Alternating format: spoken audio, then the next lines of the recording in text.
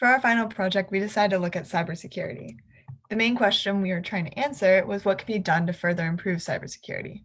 The dataset we looked at had breaches reported by companies, the majority of which were healthcare-related companies.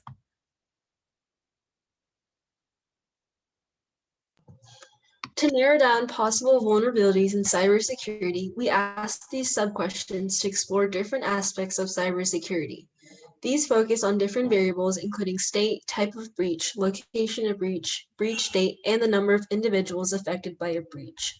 By discovering how these elements interconnect amongst each other, we can discover how the United States can avoid the negative consequences of cybersecurity breaches.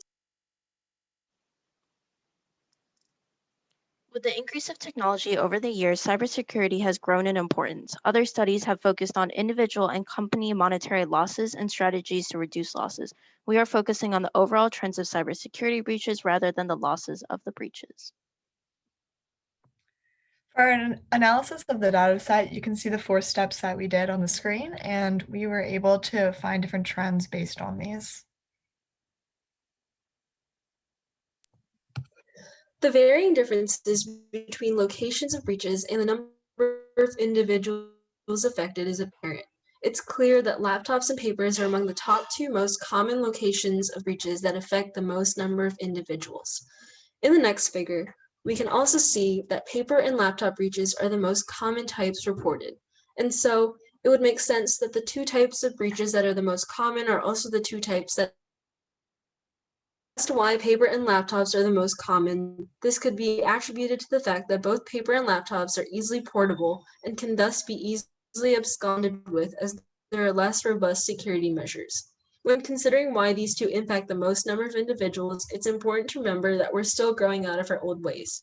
Companies and organizations still record social security numbers, customer images, and other information in files on their laptops, paper files, and binders, rather than more secure measures such as network servers.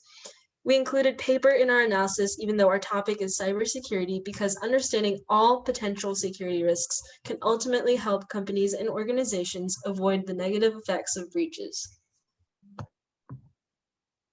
Looking at the relationship between region and individuals affected in a breach, we found that the South has the most individuals affected, but in proportion to the South's population, the breaches did not stand out. The other region, which consists of Puerto Rico and Hawaii, has the largest proportion of the region being affected by the breaches. Looking at the actual states, we see the states with the largest proportion of their population being affected by cyber breaches are Virginia, Puerto Rico, and Illinois. Overall, residents in these states have a greater likelihood of being affected by a breach, but this was skewed by the largest 2 breaches being in Virginia and Illinois, respectively. Based on our analysis of both cyber attacks by region and by state, Puerto Rico stands out as a vulnerability in cyber attacks. For the question, has the number of breaches increased over time? Is there a trend? Only the year column is relevant because that can be used to create a separate column to count how many breaches there have been in a given year. As shown in the graph, the overall trend of the number of breaches given by the dataset seems to be increasing with a decrease in the year 2014. This may be due to the dataset ending before the year 2014 has ended. In terms of which type of breaches affect the most individuals, theft and loss were found to affect the most individuals over all cases reported. However, if we look at the averages, we find that loss other and unauthorized access disclosure other affected the most individuals per case indicated by the arrows. The histogram of how much time passes between the breach date and the date the breach was found has a vertical line to determine the first, second, and third year frames in the detection lengths. The highest count for 0 shows that detection of breaches is mostly quick, and detection length seems to overall decrease throughout the year frames.